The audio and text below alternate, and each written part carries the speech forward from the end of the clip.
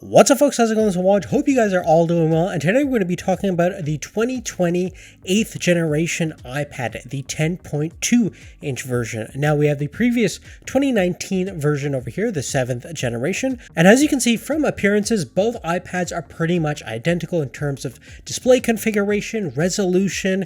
They have the same exact camera configuration front to back. There are some major upgrades internally though on the new 8th generation, mainly due to the fact that on the 8th generation, we have the Apple A12 Bionic hexa-core CPU versus the 7th generation 2019 version had the A10 Fusion processor, which was a quad-core chip. Now, the composition of the A12 Bionic is made up of 4 high-efficiency cores clocked at 1.6 GHz and 2 performance cores clocked at 2.5 GHz. Conversely, the A10 Fusion was comprised of 2 high-performance Hurricane cores clocked around 2.34 GHz and 2 high-efficiency Zephyr cores clocked at about 1.05 GHz. Now, as far as the GPU goes, on the A12 Bionic, we're using Apple's own G11P 4-core GPU, and on the A10 Fusion, we're using a 6-core PowerVR series graphics processor unit on the A10 Fusion, which, although might have more cores,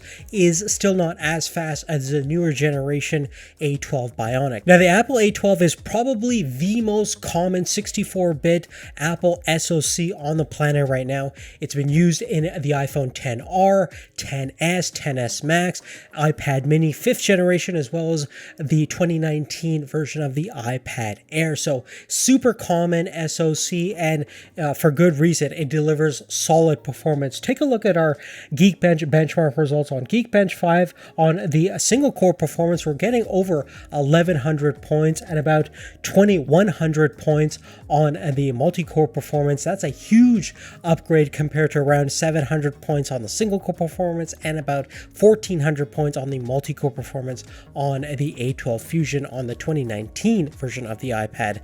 Now, if we take a look at the Antutu benchmark, which is also going to factor in the graphical capabilities of both these two tablets, you're noticing a huge difference. Again, from the performance results, we're getting 1.6 times the performance on the new generation iPad, of getting over 400,000 points versus about 250,000 points on the previous generation. All this means that for pretty much the same price, the new generation iPad is pretty much as powerful as an ultra grade laptop that you're going to find out there. Certainly faster than Chromebooks and other kind of mid-range laptops that are priced kind of comparatively. Additionally, in a lot of instances, this is going to be faster than a lot of the entry-level Surface tablets from Microsoft, and couple this with a nice keyboard attachment either from Apple with the trackpad or just a standard keyboard attachment, and the fact that you could still use the Apple Pencil with this thing. It is a great solution for students or anybody looking for a good general PC. Now, in terms of the battery parameters, when we take a look at the capacity itself, we have a slightly smaller battery on the new generation. It's rated at 32.4 watt-hour battery versus we had a 32.9 watt-hour battery. Both iPads, according to Apple, are rated above 10 hours of video and multimedia internet playback, and based on our airplane mode test where we play a video in airplane mode, 50% brightness, both iPads got well over a 13-hour runtime. In fact, the new generation got 13 hours 39 minutes versus 13 hours and 20 minutes on our 2019 version of the iPad. So both are excellent in terms of overall battery performance. Certainly going to last potentially a couple of days for general use. Now, the charging infrastructure hasn't really changed too much.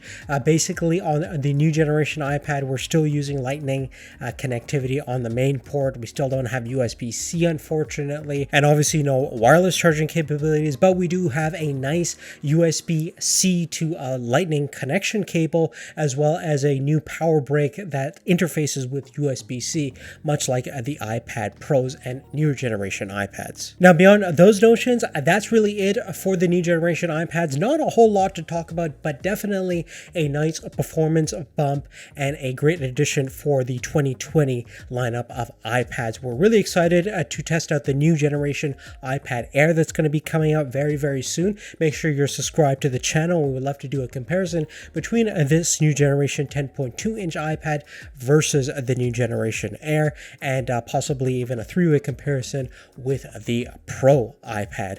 Thanks again for watching. See you later. Take care.